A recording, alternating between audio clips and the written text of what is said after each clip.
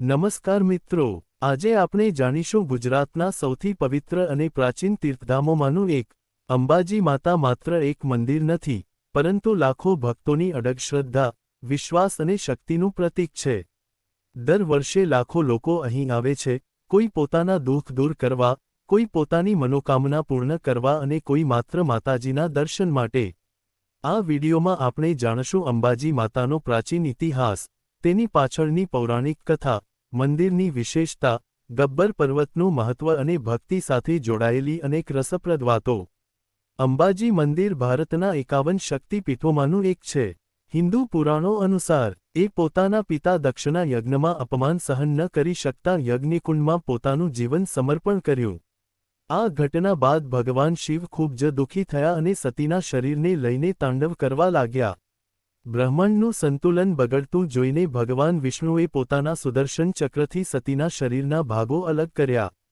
જ્યાં જ્યાં આ અંગો પડ્યા, ત્યાં શક્તિપીઠો બન્યા. અંબાજીમાં સતીનું હૃદય પડ્યું હતું, તેથી આ સ્થાન વિશેષ પવિત્ર માનવામાં આવે છે.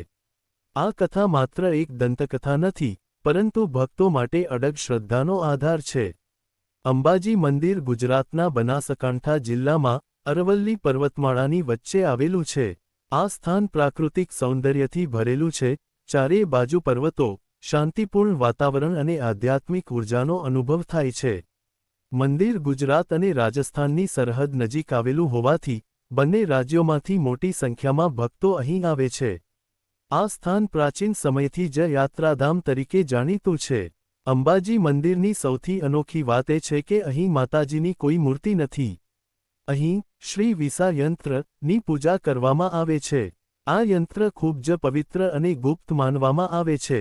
તેને સામાન્ય ભક્તો સીધું જોઈ શકતા નથી, કારણ કે તે કપડાથી ઢંકાયેલું રહે છે. આ દર્શાવે છે કે અંબાજી માતા નિરાકાર શક્તિ સ્વરૂપે અહીં વિરાજમાન છે. આ પ્રકારની પૂજા ભારતના અન્ય મંદિરોમાં બહુ દુર્લભ છે. અંબાજી મંદિરનો ઇતિહાસ હજારો વર્ષ જૂનો માનવામાં આવે છે. પ્રાચીન સમયમાં આ વિસ્તાર જંગલો અને પર્વતોથી ભરેલો હતો. સ્થાનિક રાજાઓ અને ભક્તોએ મળીને મંદિરનું નિર્માણ અને વિકાસ કર્યો. અહીં અનેક લોકકથાઓ પણ પ્રચલિત છે, જેમાં કહેવામાં આવે છે કે માતાજી ભક્તોને સ્વપ્નમાં દર્શન આપે છે અને તેમની મુશ્કેલીઓ દૂર કરે છે. મંદિરના આજુબાજુ ઘણા પ્રાચીન અવશેષો અને પવિત્ર સ્થળો છે, જે આ સ્થાનની પ્રાચીનતા દર્શાવે છે. અંબાજી માતા પ્રત્યે ભક્તોની શ્રદ્ધા અડગ છે. ઘણા ભક્તો પગપાળા યાત્રા કરીને અહીં આવે છે, કેટલાક તો 100 અતિવાસ્તવથી પણ વધુ અંતર ચાલીને આવે છે. આ યાત્રા માત્ર શારીરિક મુસાફરી નથી, પણ આત્મિક અનુભવ છે. ભક્તો રસ્તામાં જય અંબે માં ના નારા લગાવતા આગળ વધે છે, જે આખા વાતાવરણને ભક્તિમય બનાવી દે છે. દર વર્ષે ભાદરવી પૂનમના દિવસે અહીં વિશાળ મેળો ભરાય છે. લાખો ભક્તો આ દિવસે માતાજીના દર્શન કરવા આવે છે. આ સમયે અંબાજી સમગ્ર ભક્તિ અને ઉત્સાહથી ગુંજી ઉઠે છે. રાત્રિ દરમિયાન દીવડાઓ અને ભજનોથી સમગ્ર વિસ્તાર જીવંત બની જાય છે. અંબાજી નજીક આવેલું ખૂબ જ પવિત્ર સ્થાન છે. માન્યતા છે કે અહીં માતાજીનું મૂળ નિવાસ હતું.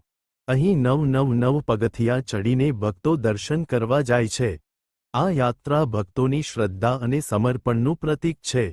રાત્રે ગબ્બર પર્વત પર દીવડાઓનો અદ્ભુત નજારો જોવા મળે છે.